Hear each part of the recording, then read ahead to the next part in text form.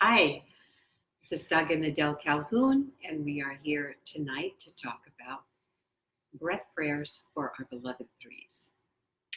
So one of the reasons threes can profit from breath prayers is that they're in their false self, they can elaborate on what they think has happened in ways that sort of move them away from the truth and into exaggeration and deceit, and they create a reality with their words that may not be a real reality, but it's a reality that they can spin, that can actually energize people and move them forward, but it can also be all about them and how they look. And so threes need a practice that can help them become aware in that sliver of time that they've sort of walked down the path of exaggerating, and they need a way to pull it back in and say, I get all involved with my story, and let me just make sure that my facts are accurate here. And a breath prayer is a way to do that for the threes. Like all the numbers, the practice of taking a big, deep breath is a trigger to your body and your soul to say, wait a minute, let's just recalibrate here a minute. And so as these beloved threes, when they become aware that they're in that sort of triggered space, they're pushing their giftedness, they're trying to prove who they are all over again, like they have to do every day. And they're getting ahead of themselves, basically, and out of themselves. That's why breath prayers make a big deal of difference.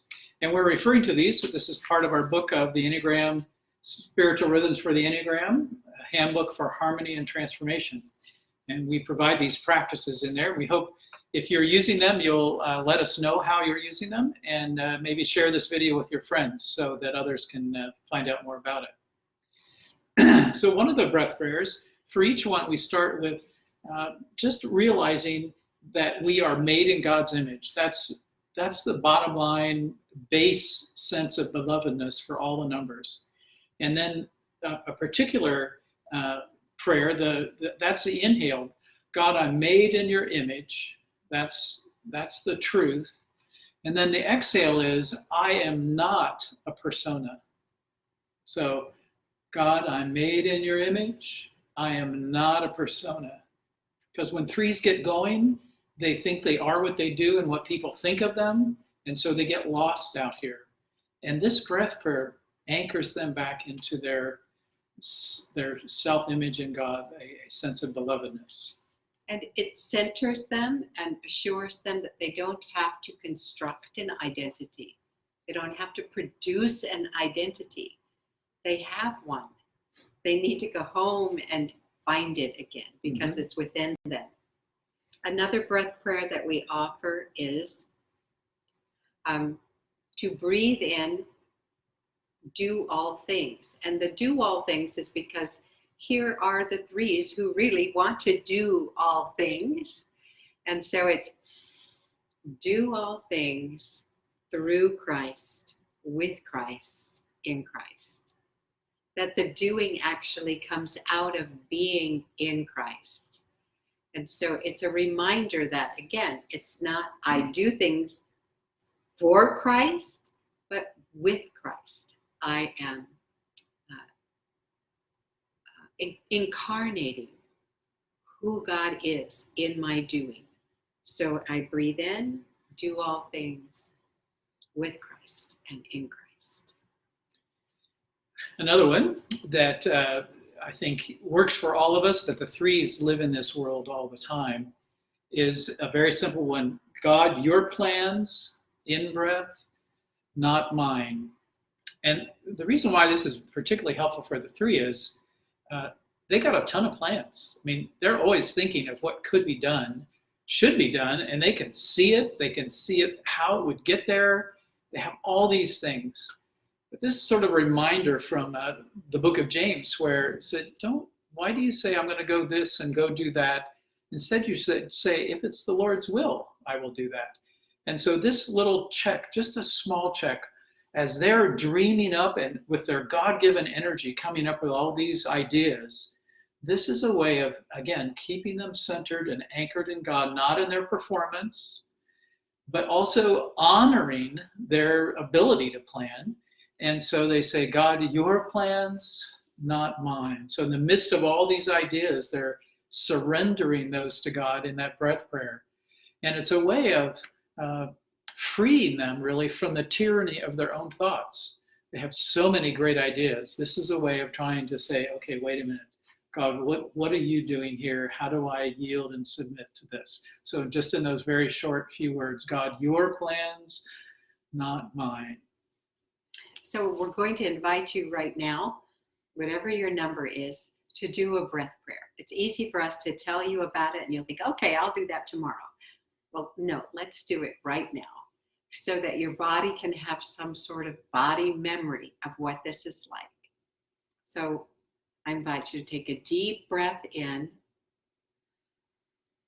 say your breath prayer, and now breathe out your breath prayer. Do it again. God, your plans, not mine. God, your plan, not mine. And the thing about your plans, this is open. You want to open this space in your heart. And when you have, it's about your plans, you constrict. So breath prayer is all about opening this space and making space in us to be present.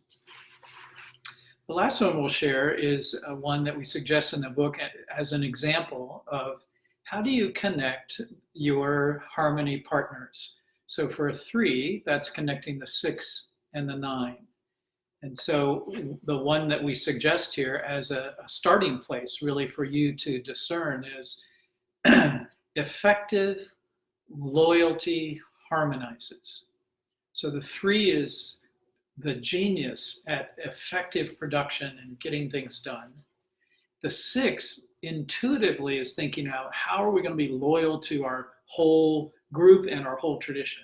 Values. The values, yeah. And then the 9 is thinking, well, how's everybody going to participate? How do we have harmony?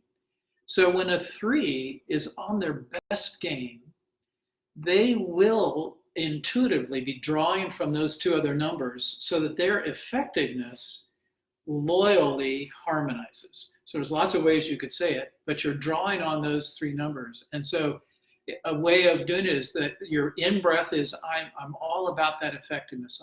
Effectiveness loyally harmonizes, or effective loyalty harmonizes. You can do the verbs and adverbs whichever way you want to do them. But that's a way of connecting those other partners of your triad and the energies and the motivations there, again, to keep you in your healthy space, not just to be all about what's effective and get out of my way if you're not effective, but to realize loyalty is a matter. I got to be true to people and my commitments, and I want to keep people at the table. So I hope that gives you an idea, particularly as 3s, how you might breathe into your harmony in your breath prayer. I think that's all for today. Blessings to you. I hope you'll share this with your friends on Facebook or invite people to watch us on Spiritual Rhythms for the Enneagram on our page. Go with God.